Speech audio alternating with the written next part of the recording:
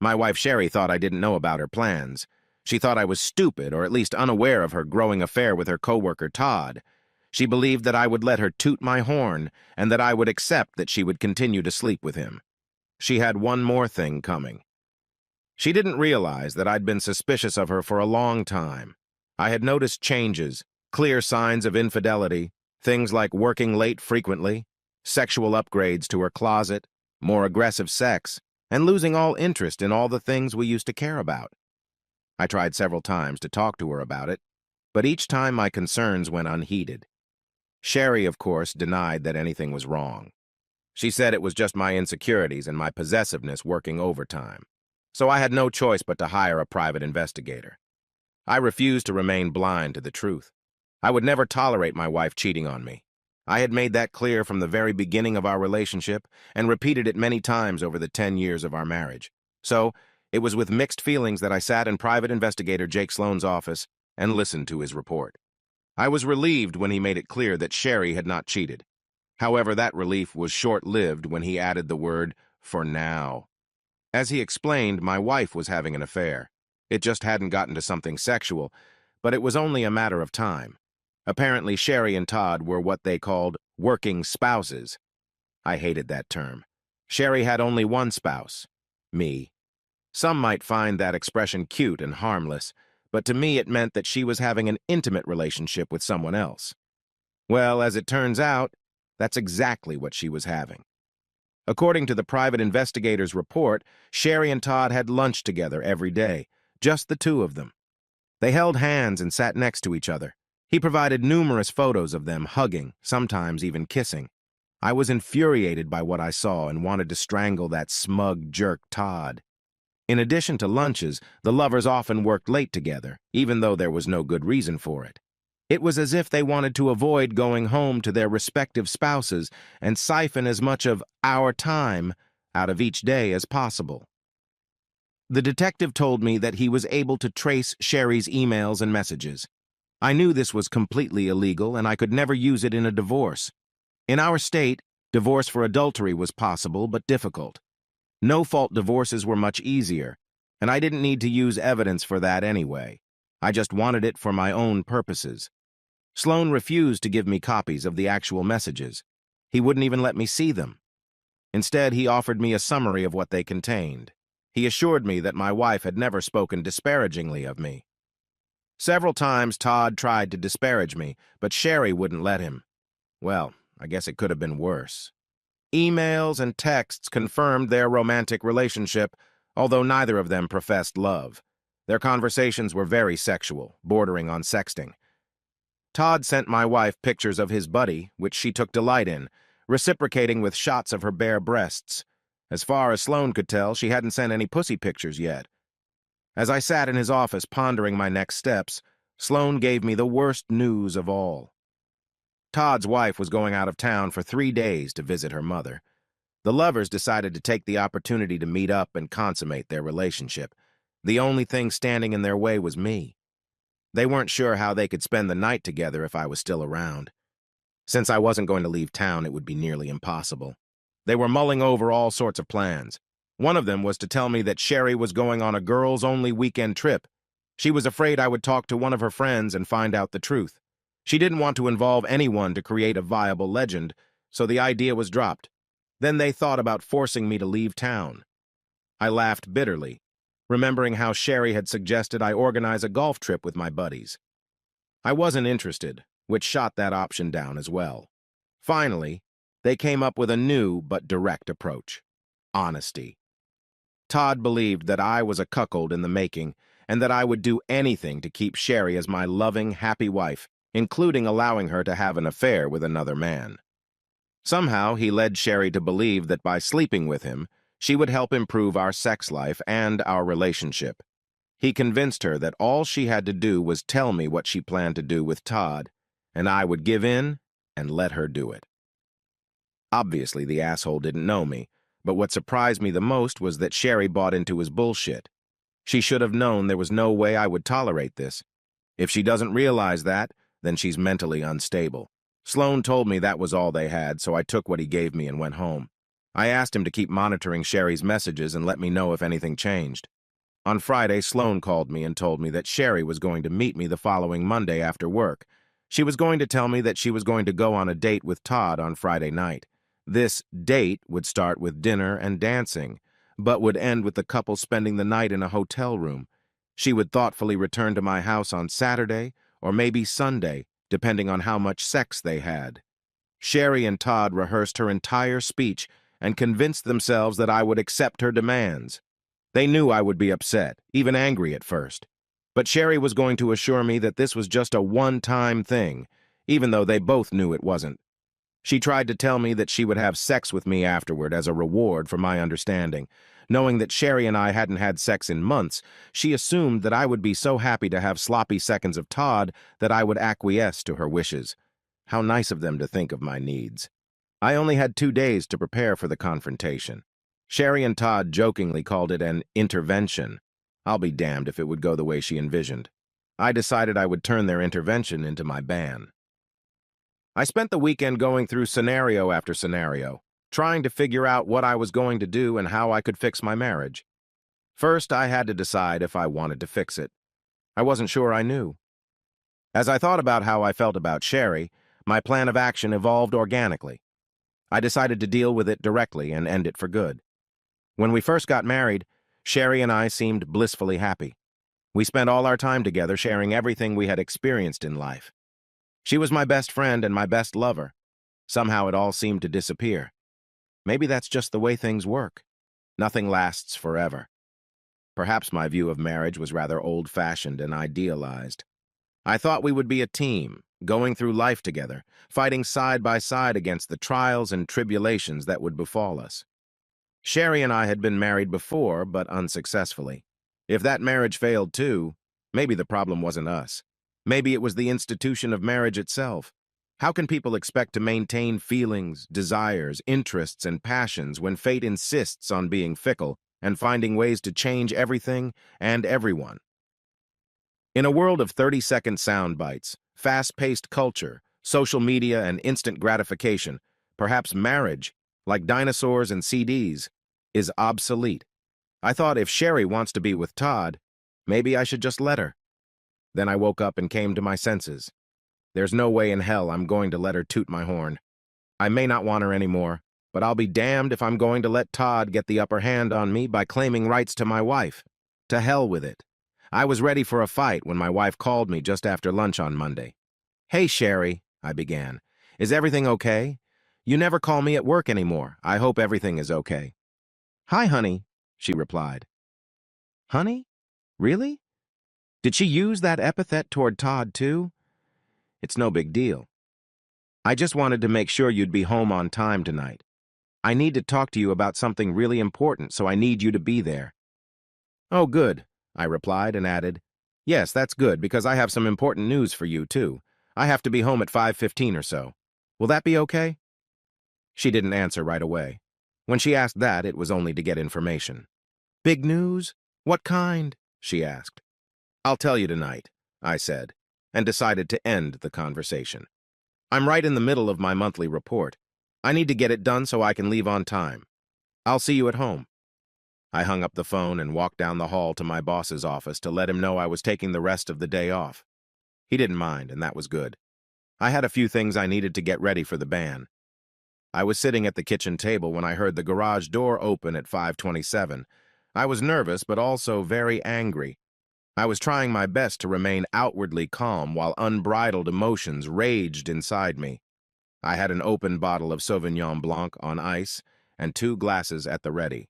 2 minutes later, the door opened and Sherry walked in alone, tossing her keys and purse on the table. I was glad she hadn't brought Todd with her. That would have complicated things. I smiled. Hi, sweetheart, I said, repeating the affectionate expression she'd used during the day. Welcome home. Do you need some time before we talk, or do you want to get right to the point? She was taken aback by my immediate desire to talk. I think she assumed we'd get to it eventually and wasn't ready for it so soon. I wasn't going to let her get the upper hand. I wanted to keep her in suspense and keep her unprepared. She had everything she planned to do and say worked out in detail, so I had to be as disruptive as possible. Uh, I didn't expect you to sit here and wait, but yeah, I think the sooner we get started, the sooner we can get on with our evening, Sherry said, coming over and sitting down across from me. If you don't mind, I'll tell you my news first. Do you mind? I asked rather insistently. No, she said hesitantly. It's okay. Well, would you like a glass of wine? I asked. I didn't wait for her answer. I poured us both a glass and put one in front of her. Yeah, that would be great, she said with a sigh, lifting the glass and drinking half of it. I filled her glass as soon as she set it down. So this is something I've been thinking about a lot, I began. I'm not going to beat around the bush. There's no point in dragging this out. I paused, deliberately trying to create tension. It worked. Sherry stepped forward and stared at me. What's the matter? She asked. I want a divorce, I stated bluntly and waited for her to get the message. It took about 3 seconds. Sherry's face gave away her thoughts and emotions. First, she was confused, as if she didn't understand the words I was saying. Then it came to her what I had said, and she was shocked. Fear and anxiety were quickly replaced by surprise. She was afraid that I might find out about her affair with Todd. Why? She asked, afraid of the answer. I don't love you anymore, I said. It looked as if I had stabbed Sherry in the chest. You what? She asked, struggling with my statement. I've fallen out of love with you, Sherry. I don't remember exactly when I stopped loving you, I lied. I knew exactly when. It was so long ago. I tried to ignore it as long as I could, but lately I've been finding it harder and harder not to face it. What are you talking about? She asked me. She looked like she was about to cry. I was surprised by her reaction. Do you remember when we first got married? I asked. Remember how we spent all our free time together? If we went anywhere, a store, a movie, the mall, anywhere, we did it together. It was like we couldn't bear to be apart. She nodded. I remember, Sherry said. We both had jobs, but we made a special effort to have lunch at least twice a week. And we couldn't wait until work was over so we could rush home and be together. I missed you so much every day and looked forward to coming home, kissing you, and more often than not making love to you. We had hobbies in common. You made me take those stupid pottery classes with you. Do you know how much I loved doing it with you? I thought you hated pottery, Sherry said, looking at me intently. It wasn't about the pottery. It was about sharing the experience with you, I told her. I loved every minute of it. I loved watching you do it and helping you. I loved your enthusiasm. It was the same with painting those darned Christmas Village buildings. We bought about a dozen of those little unpainted little houses that we painted together to make a display for Christmas. It was tedious, but we enjoyed it. Yours were always better than mine, Sherry said. Remember how many nights we spent together at the table applying paint to the shingles? Sherry nodded again. I loved you so much back then. We also spent hour after hour painting those big posters you picked up on your trip to Myrtle Beach. This was long before adult coloring books were in vogue. We still have hundreds of those coloring pens. But like our love, they've all dried up. Sherry visibly shrank. My love hasn't dried up, she parried defensively. I ignored her and continued. All our friends talked about how jealous they were of us. We did everything together. We took long walks every day holding hands. If I needed to run to the hardware store to tuck in the weed trimmer line, you would come with me. If you wanted to go shopping for clothes, I'd drag myself after you and wait outside the locker room. Yeah, but you hated it, she challenged me. You'd be on your phone all the time. You wouldn't look at the clothes with me. I didn't care what you chose. I thought you were beautiful in everything. I was there to be with you. I could have stayed home and watched sports. We talked about how other women in the neighborhood would get together to play bingo or have bachelorette parties, but you never wanted to go. Remember what you told me about why you didn't participate? Sherry wiped a tear from her cheek. Yes, I remember. You said you didn't want to hang out with the chickens when you could hang out with me instead. Many nights we cuddled under the covers and watched You're Getting Mail. I love that movie, Sherry said, holding back tears. We must have watched it at least 100 times, I said, filling her glass again. I still want to watch it with you, Sherry exclaimed. I don't want to get divorced. I thought we'd grow old together, take cooking lessons, take ballroom dancing lessons, or just lie in bed and read books. Anything as long as we were with each other. But we're estranged from each other, Sherry. I don't know exactly when it started, I said, looking intently into my wife's eyes. We went from eating out 2 or 3 days a week to eating out weekly. Sherry was the credit for that. She once told me that she didn't have time to eat lunch so often outside of the office. That was a lie. She still ate outside, only she chose to do it with someone else. And then, before I knew it, we stopped eating lunch together altogether. I started joining my coworkers at lunch. Over time, I found myself enjoying their company, perhaps even too much. I exaggerated, but I tried my best not to put the blame on Sherry. I didn't want to make her get defensive and start fighting back. This conversation could go bad very quickly or turn into a scolding. That wasn't my goal, at least not yet. And then coming home early to spend time with each other stopped being so important. We worked later and later. When we finally did get home, we were often distant or distracted. "Why didn't you ever talk about this?" Sherry asked. "If I had known it was important to you, I would have tried to have lunch with you more often or not work so late." "You're right," I said, agreeing with her, even though I'd said it many, many times. "I wish I could understand why it wasn't important for you to be with me. Maybe if I had, I could have changed or done something to make you want to spend more time with me. I think I failed in that regard. I felt like I was taking responsibility for our estrangement. That was far from the truth. I knew that if I hit Sherry with Todd first, we couldn't end the discussion without it getting nasty. I would never make her see my side of things. I'd be the controlling, jealous asshole. Before I revealed what I knew, I wanted her to remember what we had and think about her role in destroying it. Gradually, we stopped doing almost everything together. You started going to your bachelorette parties. I started going to poker nights. You'd go to spas on the weekends. I'd go golfing. Sherry, we could go all day without talking about the weather or the latest news. Our sex life began to suffer as well. Often we were too tired or not in the mood. When we first got married, we couldn't tear ourselves away from each other. We had sex 4 or 5 days a week, often several times a day. I'd fondle you while you cooked, and we'd skip dinner and do it all night. We'd go to the hot tub all the time, having fun all the time. We haven't gotten in a hot tub in over a year. I thought you didn't want sex anymore, Sherry objected. I have no idea where she got that idea. I think she was justifying her behavior by trying to make it my fault. Oh God, no, I said with a laugh. I never stopped wanting sex. I'm just as horny now as I was 10 years ago. I just stopped wanting sex with you. I knew that would hurt deeply. She thought she had rejected me sexually, and here I was telling her that our lack of sex was because I didn't want her. I almost would have laughed if I hadn't been so hurt. What? Sherry asked in a broken voice. I don't think she expected me to say that. You didn't want to have sex with me? I lost all interest, I said absent-mindedly. You were a cold fish. You just laid there. You never wanted to do anything exciting or even remotely naughty. It seemed to me that you wanted to get it over with so you could get back to something more interesting, like knitting. All the while, I still wanted weekend sex marathons like I used to. Hell, you didn't even want me to give you an orgasm. Sex with you was boring, Sherry. You didn't even realize it, but the last few times I faked it just to get it over with. You didn't, Sherry objected. You come inside me. No, don't you remember? You insisted that I use condoms for sex, even though you were on birth control. You said it was easier to clean up that way because my semen wouldn't drip out of you for hours. I told you I didn't like using condoms, but you insisted. You never looked at condoms, so it was easy to fake it. I just hummed, rolled off, and threw the empty condom away. You what? She yelled.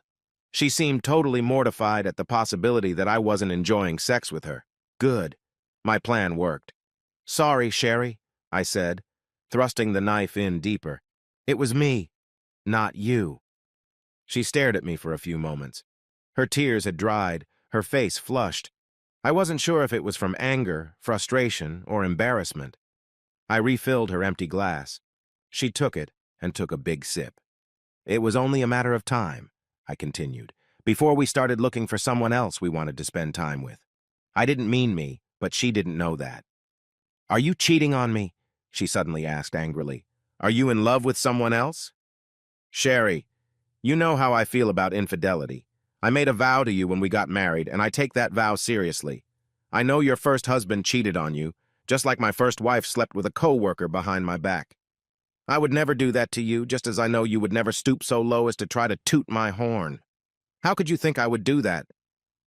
I'm sorry, she apologized. You're right. I know you wouldn't do that. She looked guilty and couldn't meet my gaze. Her hands were shaking. Let's wait until after the divorce to sleep together for the first time, I stated, clearly hinting that I had a new love interest. Which brings me back to my big news. I've already met with my lawyer and finalized the paperwork. You should be served on Friday. Wait, what? She asked, getting desperate. I told you that you'll be served with divorce papers on Friday, I said, trying not to smile. It's for the best. That way you can get your freedom back and do what you want. And so can I. We can admit that the last 10 years have been a waste of our time and move on. They weren't a waste of time for me. Come on, Sherry, I said. I think you want this as much as I do. I mean, let's be real. You haven't wanted to be with me for a long time. Our wedding was a mistake. I'm not the person you want to be with. No, you're not, she objected. I don't want a divorce. You can't get a divorce just because you want one. I don't want to divorce you. I want to be married to you. Forever. I love you. I'm sorry, Sherry, but I don't love you anymore. This is a no-fault divorce state, so we can just split all the assets 50-50. I mean, it's remotely possible to get more than half of the assets, but that's only if one of us cheats and we can absolutely prove adultery.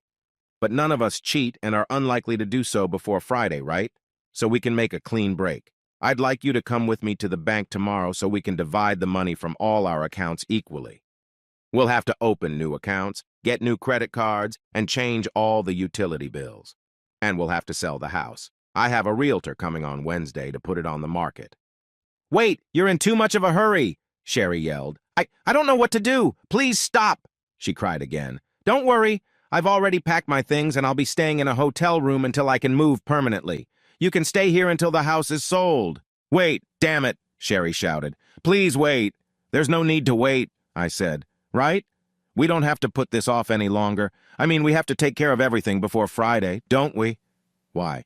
What's so damn important about Friday? She asked demandingly. Well, Friday's the day you go on a date with your boyfriend, Todd, right? Isn't that the day you two plan to spend the night in a hotel together and fuck all night? Sherry froze. Her eyes seemed about to pop out of her orbits. Her mouth was open like a dying fish. She tried to say something, but all that came out of her throat was a hiss. Did I have the wrong day? Wait, I said, pulling a folder from under a stack of Better Homes and Gardens magazines and opening it. I pulled out a sheet of the private investigator's summary report and slipped it between us and showed it to Sherry. I pointed to the part about her plans to fuck Todd on Friday night. No, I'm right. See, it says here that you and Todd made reservations at the Gaylord, Texas for Friday night. That's not, she started, but I cut her off. It's not what it looks like? I asked her, finishing the sentence after her. Oh, do I need to show you the pictures of you and Todd kissing at lunch? She stared at me, and the tears flowed again. I'm sorry, she said quietly. Now I remember exactly when I stopped loving you, I said with a wide smile on my face. I stopped loving you the day I found out that you were planning to turn me into a cuckold with your coworker, just like my ex-wife. I'm sorry, honey, she blurted out, trying desperately to convince me. I don't love Todd.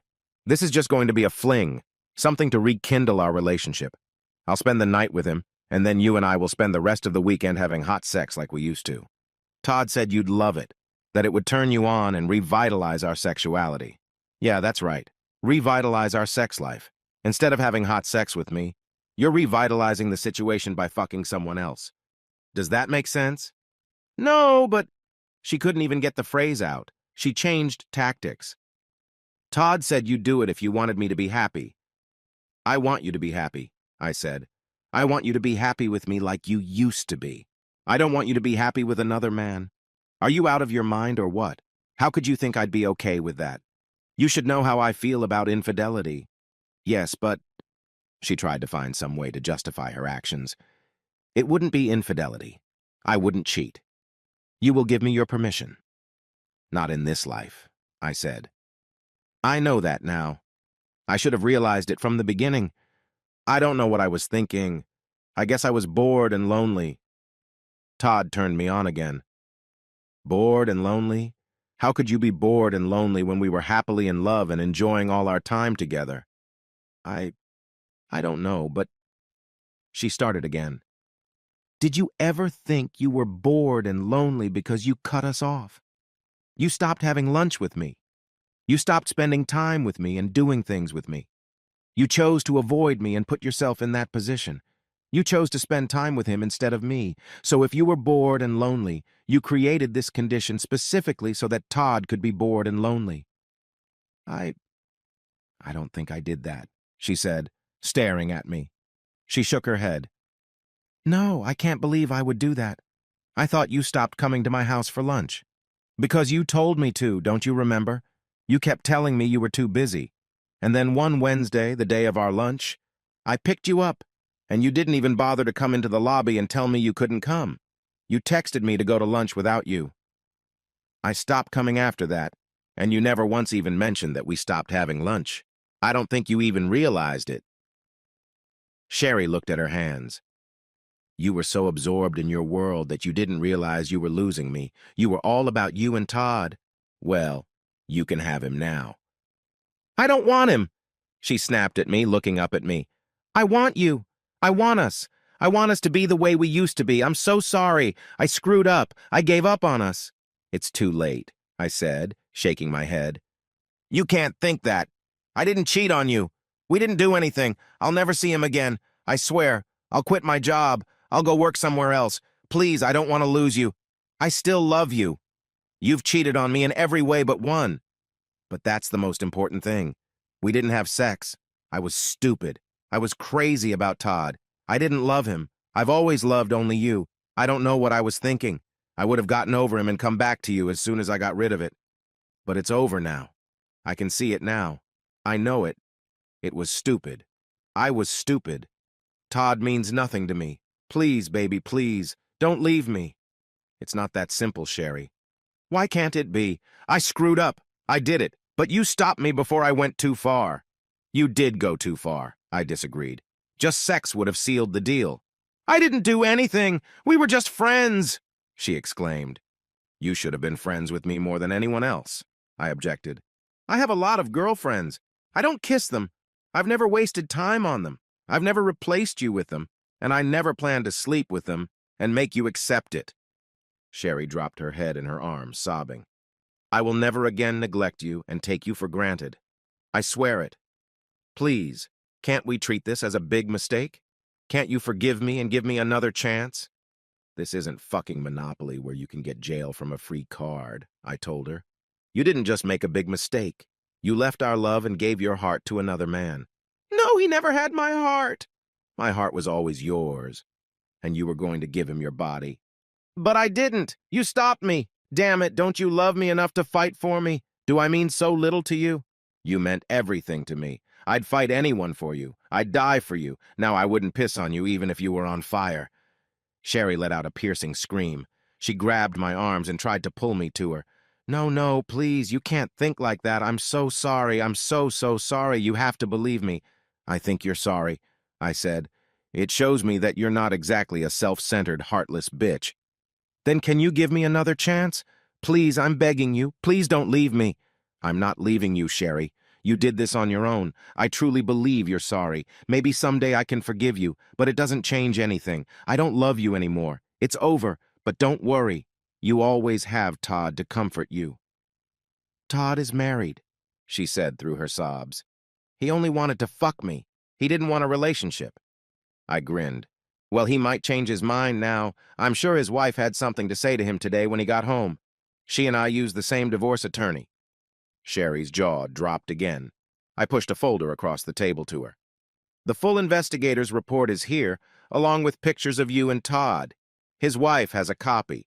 Also in there is all the information from my attorney about the divorce and how we propose to divide the property. I suggest you read the whole thing. No, baby, please, she pleaded. Don't do that. If you want to come to the bank with me tomorrow, call me and let me know. I got up from the table and walked out of the house, ignoring the sound of my wife crying. Epilogue. Sherry was struggling with the divorce. I didn't want a protracted and expensive legal battle. So when the judge suggested I see a marriage counselor, I agreed. The counseling helped more than I expected. Sherry and I got in touch with our feelings. We communicated about everything, openly and without judgment. She was able to understand why she had fallen victim to Todd's advances and almost lost me and our marriage. I was able to explain my pain and the humiliation she had caused me. The counselor was proud of our progress. After a few sessions, I returned to the house. We had hot sex several times. Sherry was very willing to do anything I wanted sexually. A year later, we were back to being the loving couple we were when we first got married. Sherry changed jobs and now worked for my company. We drove to and from work together and ate lunch together every day. We didn't do this because we felt obligated or controlled. We did it because we wanted to be together. In fact, we did almost everything together. We put up a little Christmas tree and finished painting 2 pictures we had given up on years ago. We enrolled in another ceramics class and signed up for ballroom dancing. I even found a box of all the colored pens. Much to my surprise, they weren't dry after all. One night, as we were cuddled under a blanket eating popcorn and watching You've Got Mail, Sherry kissed me and said, "Honey, I need to talk to you about something important." I saw tears come to her eyes. I felt my heart skip a beat, and I started to panic. Before I could say anything, Sherry continued, "You're going to be a daddy." I smiled and wiped the tears from her cheek, saying in my best Tom Hanks accent, "Don't cry, Sellers, good. So I'm just obsessed with happy endings. Sue me."